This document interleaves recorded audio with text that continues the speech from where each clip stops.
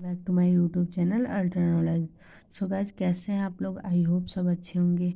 Previous video में मैंने आपको कुछ डेरिवेशंस करवाए थे एंड देन आज का जो टॉपिक है वो है हाइड्रोजन सदृश परमाणु का बोर का सिद्धांत। जैसा कि ये जो टॉपिक मैं बताने जा रही हूँ ये क्लास 12 वाले स्टूडेंट के लिए बहुत ही इम्पॉर्टेंट टॉपिक है। ठीक है स्टूडेंट, तो इसमें बोर की जो परिकल्पनाएं थी और उनके सिद्धांत का समावेश करके जो है नाभिक के त्रिज्या का पता लगाया गया है। ठीक है, तो आइए चलते हैं, देखते हैं क्या है हाइड्रोजन सदृश परमाणु और बोर का सिद्धांत क्या है। तो हाइड्रोजन सिद्धांत सदृश परमाणु में एकल इलेक्ट्रॉन परमाणु के नाभिक के चारों ओर एक एक करके स्थायी कक्षा में घूमते रहते हैं। जैसा कि आपको तो पता ही है कि नाभिक के किनारे क्या होती है, नाभिक की कक्षाएं होती हैं और उन कक्षाओं में इलेक्ट्रॉन पूर्णतः अपने स्थायी कक्षाओं में चक्कर लगाती रहती हैं एक एक करके। ठीक है, तो माना ई एम एंड वी क्रमशः इलेक्ट्रॉन के आवेश। ई जो है वो इलेक्ट्रॉन का आवेश है, एम है इलेक्ट्रॉन का द्रव्यमान एंड वी है इलेक्ट्रॉन का वेग। ठीक है स्टूडेंट, तथा आर कक्षा की त्रिज्या है। ये मान लेते हैं नाभिक है, नाभिक से इलेक्ट्रॉन की दूरी को आर से दिखा रहे हैं और इसे आर को त्रिज्या मान रहे हैं। किसकी? इलेक्ट्रॉन के नाभिक से इलेक्ट्रॉन के कक्षाओं की त्रिज्या है तथा नाभिक पर धनावेश जड़ी है। ये जड़ी जो है नाभिक पर धनावेश है। ठीक है स्टूडेंट, तो इलेक्ट्रॉन को अपनी कक्षा में घूमने के लिए आवश्यक अभिकेंद्र बल, चूंकि जब इलेक्ट्रॉन अपनी निश्चित कक्षा में गति करते हैं तो उनका नाभिक के प्रति एक आकर्षण बल लगता है। तो उसी आकर्षण बल के कारण ये जो इलेक्ट्रॉन होते हैं अपनी कक्षाओं में घूमते रहते हैं, नाभिक पर गिरते नहीं हैं। इलेक्ट्रॉन को अपनी कक्षा में घूमने के लिए आवश्यक जो अभिकेंद्र बल होता है वह कहाँ से उसे प्राप्त होता है? वह प्राप्त होता है स्थिर आकर्षण विद्युत बल से। ठीक है, तो एक स्थिर आकर्षण बल जो है उसका सूत्र मैंने आपको इसे कूलाम के नियम में पढ़ा रखा है, आपको याद होगा। F बराबर 1/4πe0 इंटू Q1 Q2/r²। ठीक है स्टूडेंट, तो नियमानुसार अगर हम देख लेते हैं तो इसमें क्या बोला जा रहा है कि अभिकेंद्र बल जो है वह कहाँ से प्राप्त होता है? विद्युत आकर्षण बल। तो अब केंद्र बल जो है वो mv²/r है। ठीक है स्टूडेंट, और 1/4πe0 इंटू जेडी जो है हमारा पहला आवेश है, जो इलेक्ट्रॉन का नाभिक धनावेश है वह है जेडी, और Q2 जो है वो इलेक्ट्रॉन पर आवेश है अपान r² उसकी त्रिज्या है। तो r से r की एक घात कैंसिल हो जाएगी तो हमारा आ जाएगा mv² is equal to 1/4πe0 into r जेडी का स्क्वायर, है ना स्टूडेंट। तो देख लेते हैं, इसे हम इक्वेशन नंबर 1 बना लेते हैं। जैसा कि मैंने इक्वेशन नंबर 1 बना लिया है तो उसके बाद हमारा जो आगे की प्रोसेस होगी वो रहेगा बोर की परिकल्पना। अब मैं आपको बोर की परिकल्पना जो है उसे समझा देती हूँ। बोर ने बताया था कि इलेक्ट्रॉन ऐसा नहीं है कि इलेक्ट्रॉन नाभिक के बाहर जो कक्षाएं हैं सभी कक्षाओं में गति करता है।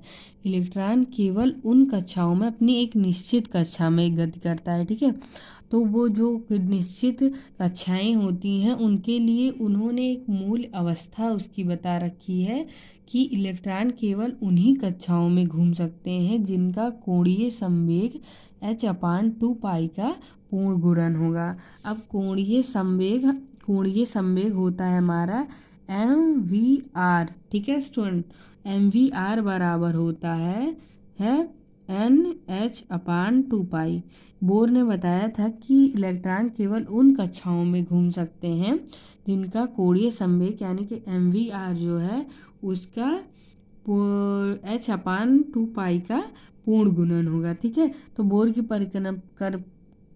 परिकल्पना यही थी। ठीक है, तो इसका हम स्क्वायर कर लेते हैं। स्क्वायर यानी कि ऊपर और नीचे स्क्वायर कर देंगे तो हमारा क्या आ जाएगा, M square V square R square, right student, N square H square upon 4 pi square. ठीक है स्टूडेंट, इसे इक्वेशन नंबर 2 मान लेते हैं। तो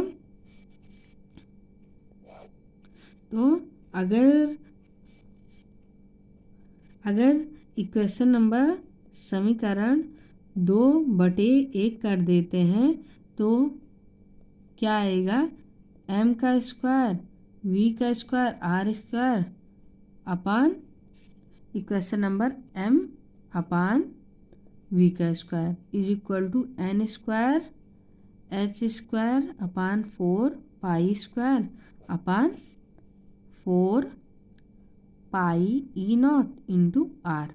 ओके स्टूडेंट, तो वी स्क्वायर से वी स्क्वायर कैंसिल हो जाएगा, एम से एम की एक घात कैंसिल हो जाएगी। ठीक है स्टूडेंट, तो इधर हमारा आ जाएगा एम इंटू आर का स्क्वायर इज इक्वल टू हमारा हो जाएगा, नीचे का नीचे से मल्टीप्लाई कर लेते हैं, ऊपर का ऊपर से। ठीक है, तो N square H square upon 4।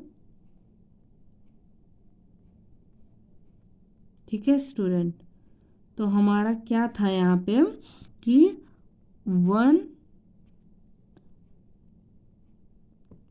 यहाँ पे जेडी था, सॉरी जेडी का स्क्वायर था, तो ये इससे मल्टीप्लाई हो जाएगा और ऊपर का ऊपर चला जाएगा, तो क्या आ जाएगा 4 pi E naught are into यहाँ पे आ जाएगा 4 पाई का स्क्वायर और इंटू जेडी का स्क्वायर। ठीक है स्टूडेंट, तो यहाँ पे क्या क्या कैंसिल हो जाएगा, पाई से पाई कैंसिल हो जाएगा, एक पाई से एक पाई कैंसिल हो जाएगा और तो कुछ नहीं कैंसिल होगा, 4 से 4 कैंसिल हो जाएगा, राइट स्टूडेंट। तो एम आर का स्क्वायर आ जाएगा N square H square pi R upon JD का स्क्वायर आ जाएगा, राइट स्टूडेंट। तो आगे हम देख लेते हैं कि हमारा आ गया है जो कि एम स्क्वायर में आ गया है और हमें क्या निकालना था, बोर की त्रिज्या निकालनी थी। ठीक है स्टूडेंट, तो हमारा यहाँ पे क्या आ जाएगा, ये जो आर हमें निकालना है, तो आर बराबर हो जाएगा आर का स्क्वायर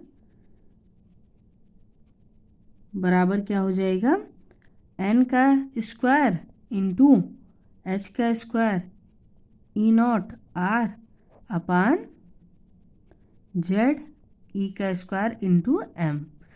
आर के एक घात से आर कैंसिल हो जाएगा, तो आर हमारा आ जाएगा N square H square E naught upon Z E का स्क्वायर एंड एम आ जाएगा, राइट स्टूडेंट।